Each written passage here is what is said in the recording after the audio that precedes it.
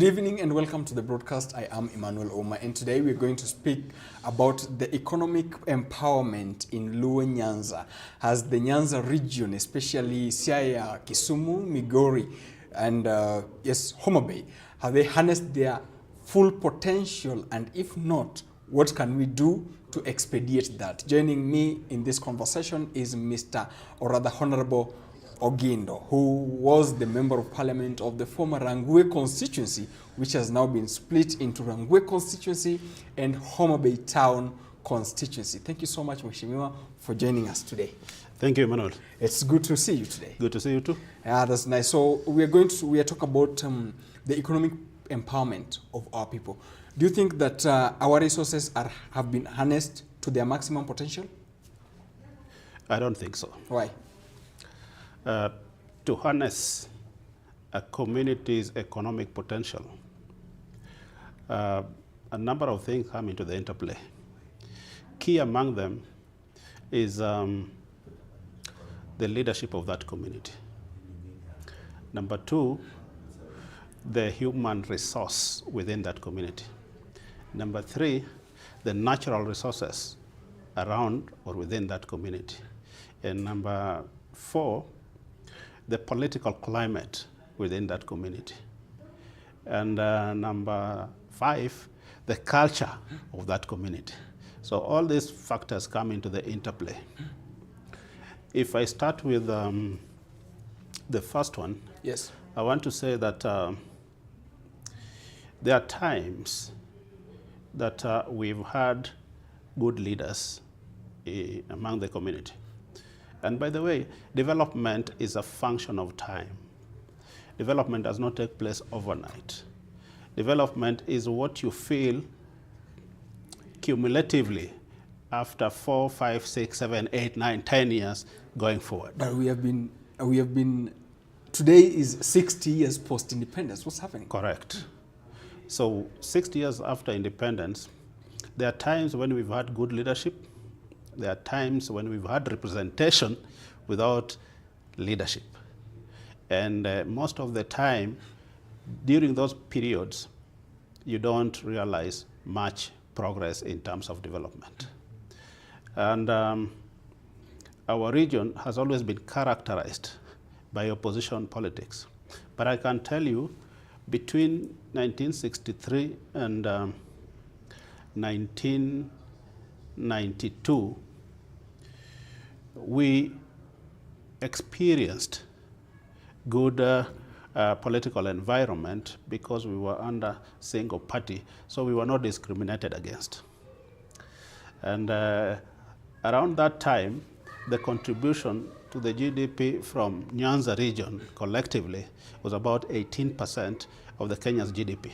And that was huge, which means there were economic activities taking place in the region. In terms of development, which most people take to mean the amount of government investment in the region, we didn't record much. But by the standards of the national development levels, we had our share, I must say, because we could see that there were institutions that were built in the region.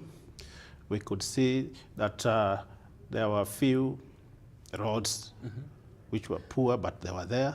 We could see that the hospitals were functioning to help the development of human resources. But when we talk about, for example, the infrastructural development, especially in Luo Nyanza, as currently constituted, there are no much. For example, there are no much, for example, with other parts of the country. Other parts of the country are quite much developed. When you talk, for example, roads, if we have bad roads, therefore we want to have the economic impact is huge, especially downwards, correct? But now, since we had some kind of good political climate post-2018, and now come 2023, right? Do you think that this good political climate will enhance some kind of infrastructural growth in Luo Nyanza especially? Let me take you back and take you to the Nyayo era. Yes. I want to avoid the Kenyatta era because that one is a little bit obscure to both of us. But the Nyayo era, I know you are not very familiar. I am. From 1992 to 2002, when the multi-party was introduced, the Luo community were largely in the opposition. And the president, Daniel Arap Moi, came up with a mantra that siasa mbaya, maisha mbaya. And we experienced it. We were marginalized, and we were hugely marginalized, including not only were we denied what we deserved, but what we already had was also taken away from us. But the leadership at the time will at least have negotiated with the president. But the community was condemned as one, being in the opposition. So that gave us a bad name, and we were chased away from the mind and the psyche of the government or of the administration of the day. And we really paid a price for it. And time once lost will never be recovered. But fast forward, we now saw the administration that followed Moi's administration, which was Kibaki's administration. And as luck would have it, we got into government together with the Kibaki administration under the NAC emblem. But it was called the Grand Coalition, where Raila Amolo Odinga was the prime minister. And with that, the community was taken to be part of government, and we started seeing some development. But the Grand Coalition came in 2007, not 2002. No. Kibaki came in when Raila declared Kibaki Tosha in 2002. Yes. And that Kibaki Tosha statement gave us goodwill in government. And if you remember, when the cabinet was formed, a number of Luos were part of that government. And we felt warm in government. It was short-lived because soon thereafter came the referendum that again, 2005, we went separate ways with the government. Kibaki went for yes, and Raila and his team went for no. And thereafter, we lost the goodwill of government again until 2007, when we went to election, and government of Grand Coalition was formed. So you're basically saying that if you are in the bad books with the government of the day, your community will be marginalized at the time? Yes, because the level of our development as a country in Kenya, we are called a nation, but we are not yet a nation. We are a conglomeration of nations. Yeah. So when a given nation is in power, the rest of the nations are marginalized. And again, government is made up of people. We have institutions that should work impartially for the entire citizenry, but we are not yet there. We are not yet, but now post-2010 came devolution. This simply means that every county is responsible for its own development. Is Homa Bay developed? I was in Parliament when the new constitution came, and I cleared in my mind that the jewel in that constitution was devolution. Of course, besides the Bill of Rights. And we celebrated that for once we have power, we have resources, and the constitution was saying that the purpose of devolution is to ensure that our people can govern themselves, plan for themselves, and implement for themselves their development priorities. But like I said before, the development of a given people or region or county is a function of leadership. So and the there are occasions that you can have people in the positions of leadership, but they are not leaders. So you squander that opportunity. And I think much of it has been squandered. Because I am trying to take a look at this, there are numerous corruption scandals that have been associated with the leadership of the county governments, especially Homa Bay, Migori, Siaya, and Kisumu. Does it mean that we have devolutionized corruption? The simple answer is yes. Why should we do that? Because we don't have leaders. The person, but they are elected by people. Those are representatives. Okay. The person who should stand watch against the misappropriation of devolved funds is the county assembly. And with multi-party, each and every governor gets into office with a team of his MCS. And with the nature of our politics, most of those MCS get their ticket courtesy of the governor. So it becomes very hard for the MCS to remember their functions. Just to be clear, party tickets. Yeah. Yeah. Not, yeah, party tickets. Okay. And the way our politics is organized, once you get the regional party ticket, then you're as good as elected. And they owe it to the governor, and by extension, to the ruling party in that region. And you don't want to go against the grain. So they flow along as the resources get looted. So when will there be some kind of a radical change? Because it cannot be all doom and gloom. Our hope is in the Gen Zs. What do you want to do? We hope the Gen Zs are going to have an impact in the next general election so that they can help put in place of leadership true leaders. And who are true leaders? I mean, if you were to exhibit leadership, you must be able to demonstrate that you have a vision and you are capable of putting up together a team, and the team is able to generate strategies of implementing that vision, and that vision must be grounded on the aspiration of the people that you lead. So, Honorable, you're not a Gen Z yourself. Currently, the Independent Electoral and Boundaries Commission has an estimate that at least 5 million Gen Zs will vote in the next coming election, and you come from Homa Bay County. Now, let's take Homa Bay County specifically as an example. What will you do if you were to be elected? Of course, you have not said that you want to be elected, but if you were to be elected, what will you do in Homa Bay County to make sure that Homa Bay County harness its full potential and elevate its people economically? Probably before we go to what I will do if I am elected, I have been elected before.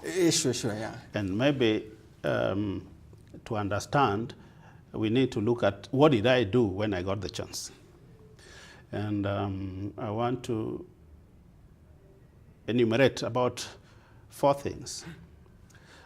Number 1, I realized that the people of Rangwe needed leadership. And I felt that I was inspired enough to provide that leadership. Number 2, I thought it in my mind that it is important that I unite the people of Rangwe constituency. And under my leadership, the people of Rangwe constituency were united. And I created forums for consultation so that every time we were making arrangements to implement programs, there were programs that were generated from the community. And I think that is very, very important. And when I became an MP, we agreed with the people of Homa Bay, Rangwe constituency, what our priorities were. And most of the priorities that we identified were impactful to the larger Homa Bay County. One of them was Homa Bay County and I represented Rangwe, specifically Rangwe, did not have a university. So Rangwe and Homa Bay town. Yes. Yes. And I made it my priority to ensure that a university is realized. And today, as we speak, we have Tomboya University in Homa Bay, courtesy of the efforts that I put. Number two, I realized that Homa Bay was far from civilization. And people in terms of communication. And people who wanted to come to Homa Bay were reluctant because the journey on the road was too long, the roads were poor. So I thought that it is imperative that we create an airstrip. And we had an airstrip that was dilapidated in Kabunde, in Homa Bay. And that airstrip was rehabilitated, renovated, and today we have seen the impact. The president has been to Homa Bay many times because of the convenience of landing and taking off, so that he doesn't waste his time. He uses his time productively. But even in Kisumu, there's an airport. Yes, but I represented Rangwe. Okay. So I was to bring people closer to Homa Bay, and that was the whole essence. Number three, I realized that for development of Homa Bay in terms of investment industries, you needed to have clean water. And when I was becoming an MP, the water in the Gulf of Lake Victoria was all muddied, courtesy of the causeway that was built in Beta. So even though I was representing Rangwe constituency, I knew that causeway was impacting in my constituency. So I took the initiative to demolish that and put a bridge. And today water is flowing freely, enhancing environmental conditions, flora of fish, and clean water in the region, readily available for any industrial investment that you want to do around the lake. So these are some of the things that you've said you've done. Yes. So what if you're given a chance, what will you improve on? Do you come from Homa Bay? I don't come from Homa Bay myself. If I'm given a chance, I have a lot more still to offer. It depends, I'm given at what level. Now let's say, because we are talking about harnessing our people's potential. Now, everybody living in Homa Bay County. Everybody living in Homa Bay County. If I am to be given leadership in Homa Bay County, then first of all, I will bring to the table the human resource in Homa Bay County and ensure that they are well mapped out in a manner that can contribute to the development of Homa Bay County, number one. Number two, I will map out the resources in Homa Bay County that requires exploitation for the benefit of Homa Bay County. So some of these resources are examples. Huge, huge, huge. First of all, we have the lake. That's a huge resource, both in terms of fish and water, communication, tourism, and so on and so forth. Like right now, the way we are making use of that water is not sustainable. The wild fishing where everybody is jumping into the lake is not sustainable. We must demarcate that lake in a way that can be able to generate fish enough to feed the people and generate income for those people who are trading. Number two, there are a lot of natural resources in Homa Bay. We have gold, we have rare metal, we have iron ore, we have sweet potato? We have sweet potato. No, that's not agriculture. We have cement. A lot of this, if you create a conducive environment, you can bring in investors to start exploiting them and develop the area. Number three, agriculture. There's a huge potential of agriculture in Homa Bay County. We have a fertile land, good climate, and good rainfall. if we embark on the key agricultural products that are there in our region, we will do it. Remember, at independence, it was planned that the cotton hub was to be in Homa Bay, and we took off growing cotton in Homa Bay until 90s, when Kikomi was closed. And there's a still huge potential of cotton as a cash crop. And the demand for cotton world over is huge. And the return on cotton is also big. If we can provide leadership to the ground so that there is uptick of the harvested cotton immediately and it is paid immediately, then we will be good. There is sugarcane. There is millet. Today, Kenya Broad is trying to contract millet farmers. Everybody in each and every parcel of land will have something to do. What we need to do is to make that process easier through use of mechanized farming and ready market for the farm products. Oh, you have numerous very good visions for Homa Bay County. Now I want to take this conversation forward. Kisumu is the most industrialized town in Nyanza region, right? But at 9 p.m., the economy is dead. Everybody goes away. Why? Because it is not industrialized. But it's the most developed town, at least in Luo Nyanza. Kisumu is the biggest town in Luo Nyanza.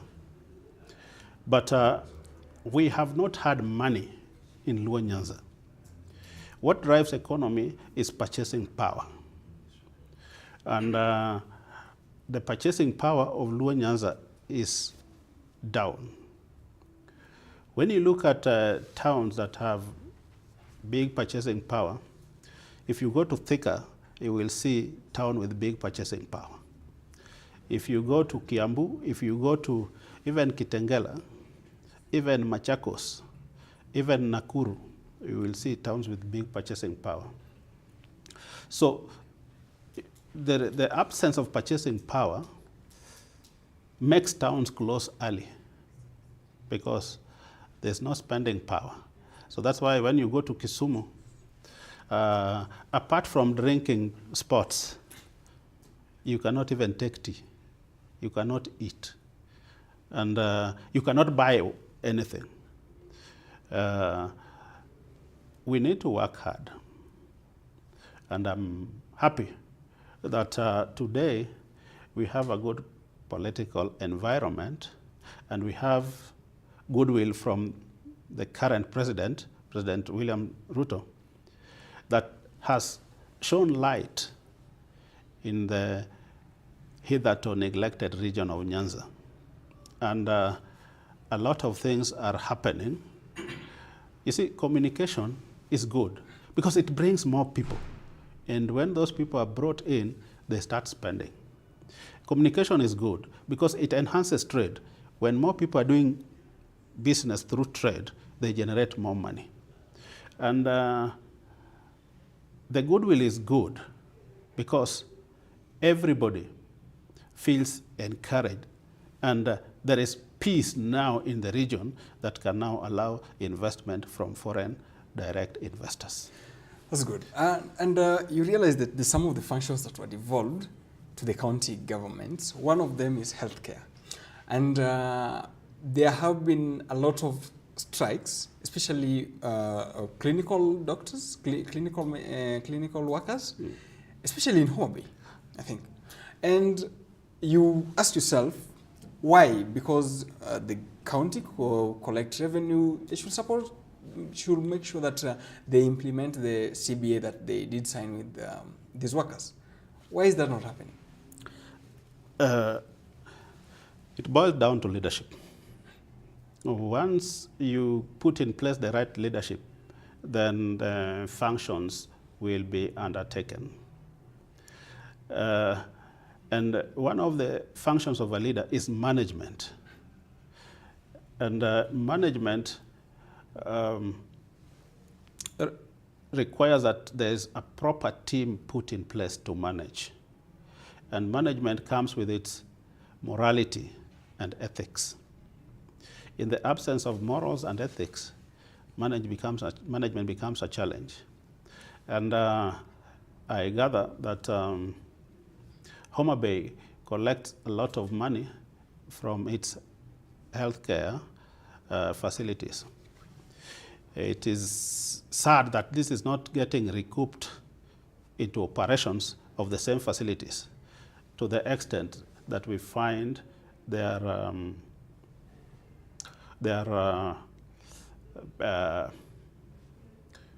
people, what is it called? Kunamigomo migomo. Yeah. So the people strike still. So I blame it on leadership and poor management. So you say if we change the leadership, things will go at least better? Not if we change the leadership, if we get the right leaders. Because you can change and change with a worse person. Still there's change, but there is nothing better. And this is why elections should go beyond the rituals of going and casting votes. I think it is important that today each and every community sits down and deliberate on the kind of leadership they want. So the first question ahead of election should be, what are we voting for? You see, every time people go to election, they ask, whom are we going to vote? That's a secondary question. The primary question should be, what are we voting for? And once you define what you are voting for, we should be voting for healthcare service provision. We should be voting for education, infrastructure development, unity of the people, and empowerment of the community. Then the secondary question now becomes, who among the contenders can deliver on these demands of the community? That's good. And that is where we want to leave it. And thank you so much, Honorable, for coming for this conversation to help us unpack how we can utilize our resources, especially in Luo Nyanza, to make sure that we develop our people, both economically, politically, and socially. Thank you so much. Until next time, I am Emmanuel Huma. It was my pleasure, Emmanuel. Thank you so much.